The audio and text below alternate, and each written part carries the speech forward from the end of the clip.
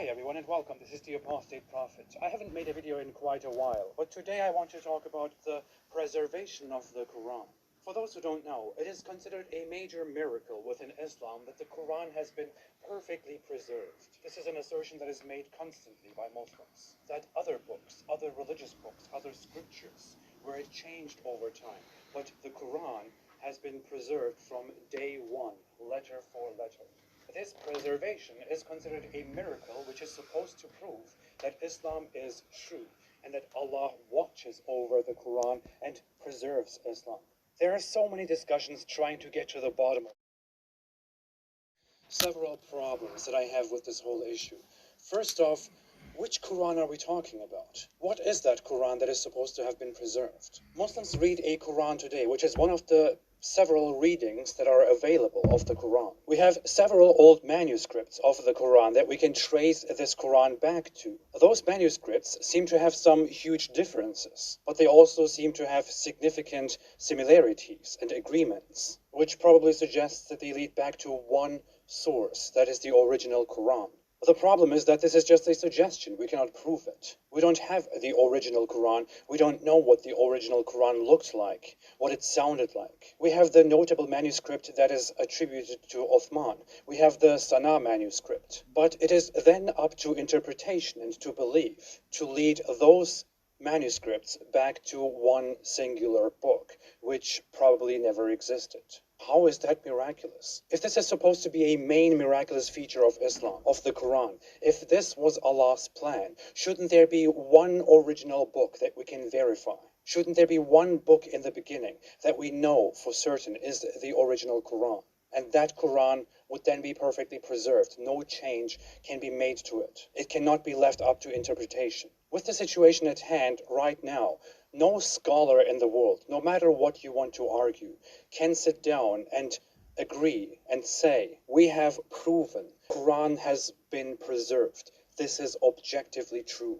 It's not objectively true. You cannot say that. And that is not miraculous. A miraculous, perfect preservation, which is supposed to make us believe in Islam, should not be up to interpretation and faith. We are supposed to believe that the Quran was compiled and kept by the important successors of Muhammad's caliphate. And then the Quran spread in its perfectly preserved form, preserved letter for letter. But we cannot find that perfectly preserved book. Moreover, we also don't know how the compilation of the Quran actually happened. In the time of Muhammad, there was no physical book called the Quran. There were only recitations. Muhammad spoke the book. It was in people's memories and on people's notes. After Muhammad's death, the memorizers and scribes put the notes together, supposedly, after many of them died, mind you. And through a very hard, difficult task, the compilation was completed and the Quran, as it is today, was formed. We can't really trust this process of compilation, however. They were people, humans. They make mistakes. I would call it miraculous if we didn't have to trust certain people, if we could verify their work and confirm that they have indeed preserved it perfectly, that they have done it perfectly. We can't do that. We don't know whether the scribes and the memorizers of the Quran, which Muhammad recited to them, memorized and wrote it down correctly. They are humans. They could have made mistakes. Even if most of them were in agreement with each other, they could still have made mistakes and agreed upon a mistake. This is again up to trust, something that we cannot look at and verify.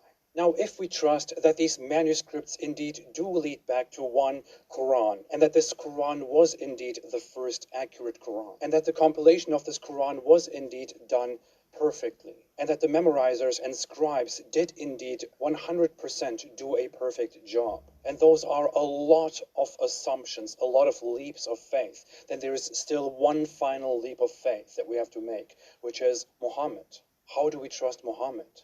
And this is the main problem with the whole preservation argument. Let us say that the Quran has been perfectly preserved. Let us assume, let us grant that for the sake of the argument. What exactly does it matter? What exactly does it say? If the text of the Quran, if the content of the Quran, if the quality of the Quran is poor, if it is unreliable, if it is bad, then what does it matter whether it has been perfectly preserved or not? A book can be full of nonsense. It can be full of pseudoscience, full of superstition, full of illogical crap. but it can be perfectly preserved. If you fully, perfectly preserve a book that is full of crap, then you will have preserved crap.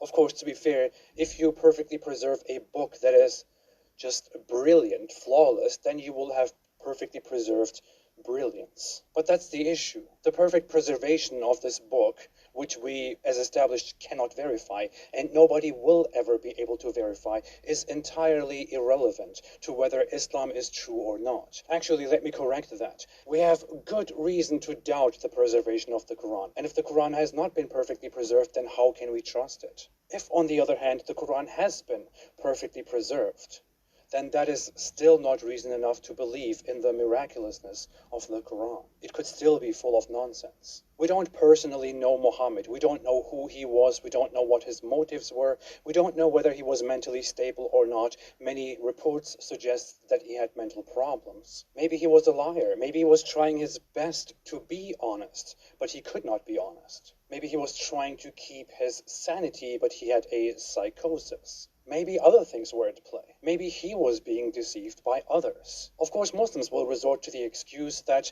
the followers of Muhammad said great things about him, that he was reliable and all that, but that's not an argument. You will find that the followers of certain people will say great things about them, even if they are pretty terrible people. You can't expect a group of loyal people to be completely unbiased about their opinion on Muhammad. If we look at the Quran itself, we see that the Quran talks multiple times about how people call Muhammad a liar, or a sorcerer, as people would accuse each other in the past quite frequently, or a poet. And the Quran jumps to Muhammad's defense all the time. From there, we clearly see that people did not unambiguously consider Muhammad a reliable, sane, healthy person.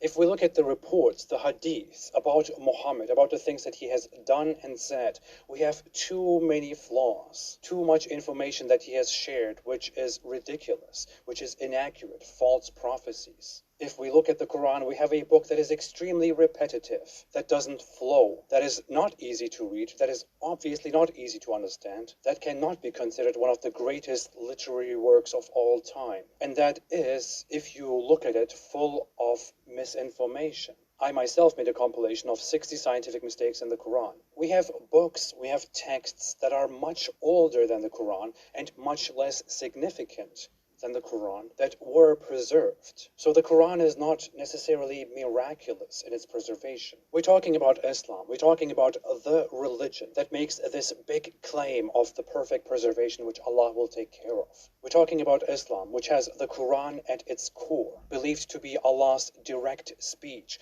that existed before the creation of humankind. You would expect that Muslims, that these people would give such huge importance to this Quran that they would do their best to preserve this book.